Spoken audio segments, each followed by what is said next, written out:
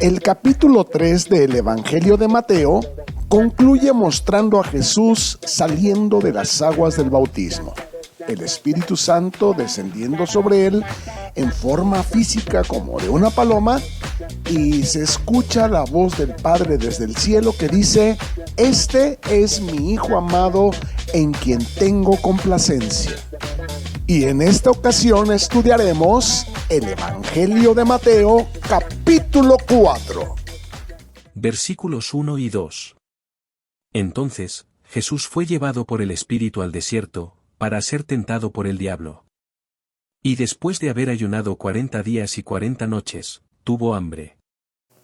Tal y como ocurría en el Antiguo Testamento bajo la ley de Moisés, que el chivo expiatorio era enviado al desierto para llevar sobre él los pecados del pueblo, el Espíritu Santo, una vez que Jesús se bautizó, lo llevó al desierto. Aquí fue tentado por el diablo y ayunó durante 40 días con sus noches, pasados los cuales tuvo hambre. Entonces ocurrió lo que conocemos como la primera tentación. Mateo capítulo 4 versículos 3 y 4. Y vino a él el tentador, y le dijo: Si eres hijo de Dios, di que estas piedras se conviertan en pan. Él respondió y dijo: Escrito está, no solo de pan vivirá el hombre, sino de toda palabra que sale de la boca de Dios. El primer ataque obedece a que Satanás no sabía con certeza si Jesús era en verdad el Hijo de Dios o no. Y es que debemos tener presente que Satanás simplemente es una criatura y que por lo tanto no es omnisciente como solamente Dios lo es. Satanás solo puede enterarse de lo que pensamos o de lo que deseamos por medio de lo que nosotros le dejamos ver u oír. Por esa razón, anda alrededor nuestro como león rugiente buscando a quien devorar. Y viendo que Jesús llevaba 40 días sin comer, quiso aprovechar que seguramente tenía hambre y vino con la intención de esclarecer de una vez por todas si este hombre es el Hijo de Dios o no. Por tal razón, apeló a su deidad diciendo: si eres el Hijo de Dios, es decir, que no estaba seguro, di que estas piedras se conviertan en pan. En otras palabras, demuéstramelo. Por supuesto que no hay pecado en tener hambre. Sin embargo, sugirió que si Cristo era el Hijo de Dios, Dios no debería dejarlo padecer hambre. Y la tentación consiste en incitarlo a utilizar sus poderes divinos para probar de esa manera su deidad sin estar sujeto a Dios. A lo cual Cristo respondió citando Deuteronomio capítulo 8, versículo 3. Y te afligió, y te hizo tener hambre, y te sustentó con maná, comida que no conocías tú, ni tus padres la habían conocido, para hacerte saber que no solo de pan vivirá el hombre, mas de todo lo que sale de la boca de Jehová vivirá el hombre. Lo interesante es que Jesús no usó sus poderes divinos fuera de la voluntad de Dios. Por supuesto que podría haber convertido las piedras en pan, pero él siempre hizo solamente lo que Dios le indicaba. Su conexión no solo era con lo que su cuerpo le pedía, sino con lo que su Padre le pedía. Lo que ocurre con Jesús en el desierto es que Jesús está identificando con los pecados del pueblo que eran llevados al desierto por el chivo expiatorio cada año según la ley de Moisés. Y en el desierto enfrenta a Satanás y lo vence con la premisa que alimentar la persona espiritual interior es más importante que alimentar el cuerpo físico. Y tal como ocurrió cuando Jesús se bautizó para ponernos ejemplo de cómo debemos hacerlo nosotros también, en esta ocasión Jesús nos está poniendo ejemplo de cómo debemos priorizar la obediencia a la palabra de Dios antes que a nuestras propias necesidades físicas, y esto para mantener inmaculada nuestra corona de autoridad. La caída de un líder lo denigra, pero también corrompe todo lo que está bajo su autoridad. La clave para un liderazgo eficaz es ser capaz de gobernarnos a nosotros mismos. Por ejemplo, el rey Saúl perdió su reino porque fue incapaz de mantener la comunión con Dios y obedecerlo. Pero en este capítulo veremos cómo Jesús el Rey enfrentó al tentador y lo derrotó, manteniendo inmaculada su corona de autoridad. Gálatas, capítulo 5, versículo 17. Porque el deseo de la carne es contra el espíritu, y el del espíritu es contra la carne, y estos se oponen entre sí, para que no hagan lo que quisieran. Hemos aprendido que la autoridad espiritual en que nos movemos, llámese unción, depende de la prioridad que demos a la obediencia a la palabra de Dios, antes que a nuestras propias necesidades físicas. Y es que no podemos ignorar que desde el principio sabemos que Satanás siempre quiere que pensemos que Dios está privándonos de algo, y su sugerencia es: si Dios te amara, te cuidaría mejor. No permitiría que pasaras por estos apuros y por estas necesidades. ¿Qué clase de padre es este que permite que tú vivas en esta precariedad? Y lo que es muy importante destacar es cómo Jesús tenía guardada la palabra en su corazón de tal manera que pudo citarla y aplicarla en el momento preciso, como quien usa una espada. Y si hasta aquí te va gustando esta breve reseña del Evangelio de Mateo, regálanos un like, suscríbete y compártenos tus comentarios. Recuerda, juntos edificamos el cuerpo de Cristo. La segunda tentación.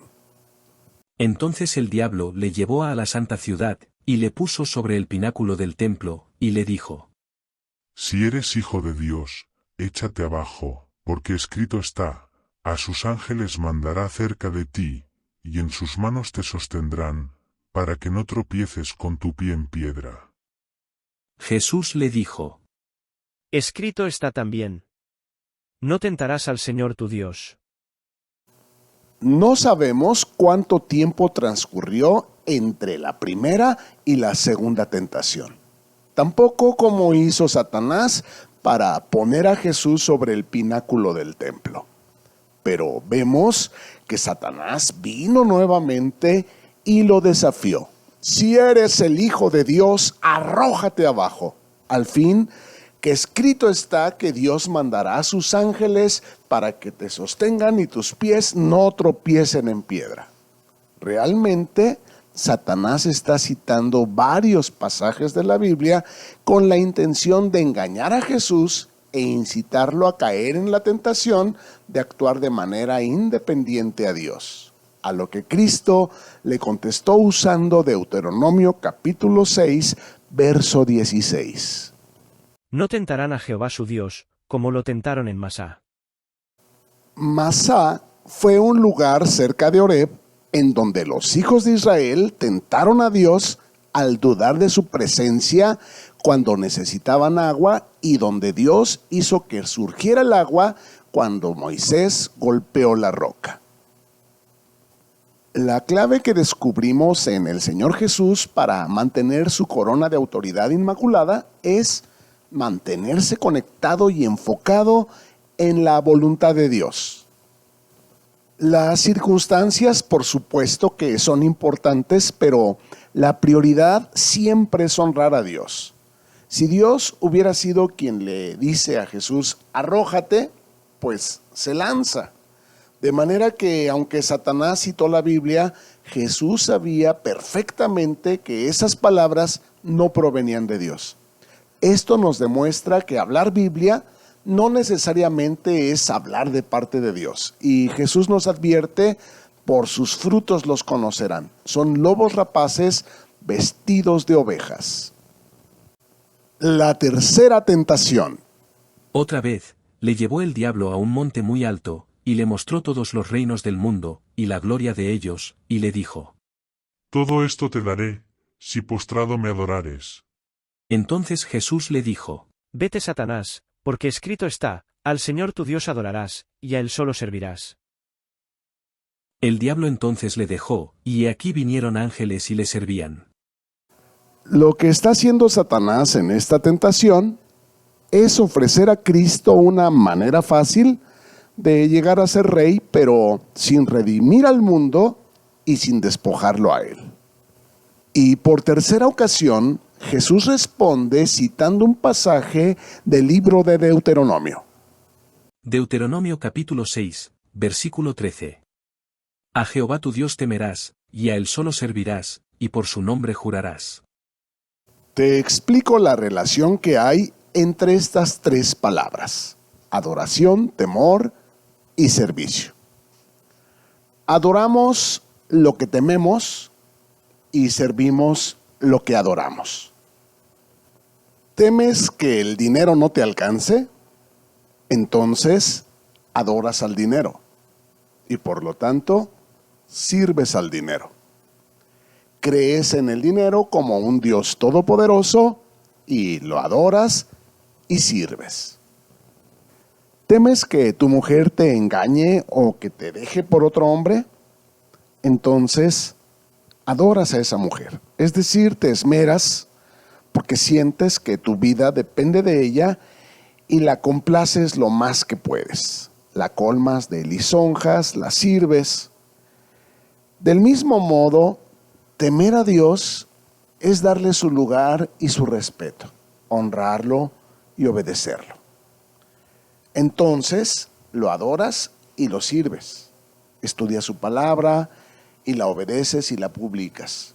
Y la consecuencia es que por causa de su presencia que se complace en ti, en tu servicio, en tu adoración, en tu amor, en tu esmero, los ángeles te sirven. Esta es la clase de hombres que Dios está buscando: adoradores en espíritu y en verdad, aquellos que claman: venga tu reino y hágase tu voluntad. El comienzo del ministerio de Jesús. Sobra aclarar que Jesús no hizo milagros antes de bautizarse, ya que el Espíritu Santo no había venido aún sobre él. Fue hasta después de su bautismo que Jesús comenzó su ministerio. Mateo capítulo 4, versículos del 12 al 16. Cuando Jesús oyó que Juan estaba preso, volvió a Galilea, y dejando Nazaret, vino y habitó en Capernaum, ciudad marítima, en la región de Zabulón y de Neftalí, para que se cumpliese lo dicho por el profeta Isaías, cuando dijo: Tierra de Zabulón y tierra de Neftalí, camino del mar, al otro lado del Jordán. Galilea de los gentiles. El pueblo asentado en tinieblas, vio gran luz. Y a los asentados en región de sombra de muerte, luz les resplandeció. Capernaum era una comunidad que estaba localizada al norte de Jerusalén, a la orilla occidental del mar de Galilea, sobre la frontera entre Zabulón y Neftalí. El hecho que Jesús iniciara precisamente allí su ministerio hizo que se cumpliera la profecía de Isaías acerca de que estas tribus norteñas que habían sufrido severamente serían liberadas de sus enemigos.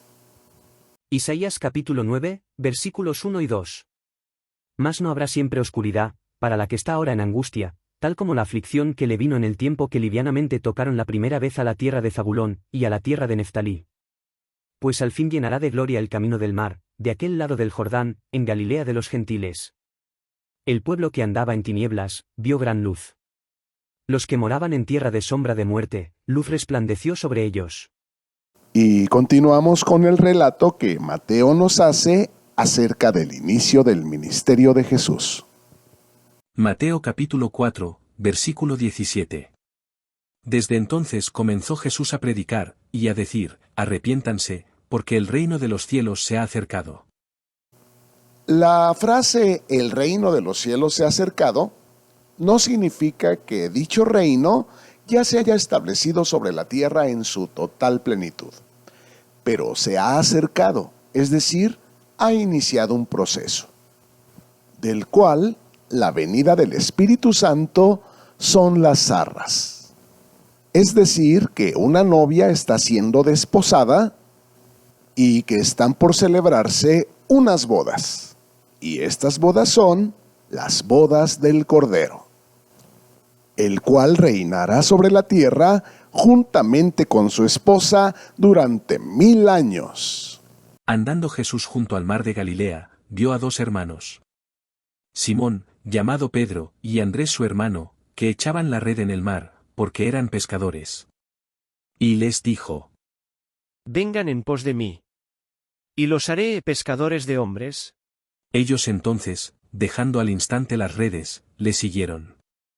Pasando de allí, vio a otros 2 hermanos, Jacobo hijo de Zebedeo, y Juan, su hermano, en la barca con Zebedeo su padre, que remendaban sus redes, y los llamó. Y ellos, dejando al instante la barca y a su padre, le siguieron. Y recorrió Jesús toda Galilea, enseñando en las sinagogas de ellos, y predicando el evangelio del reino, y sanando toda enfermedad y toda dolencia en el pueblo.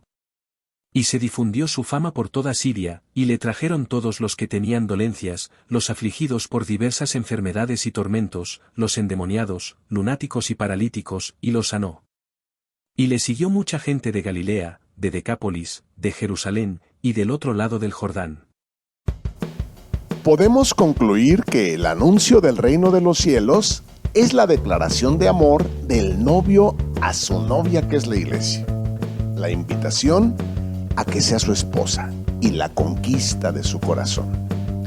El Espíritu Santo atavía a la desposada para la gran fiesta.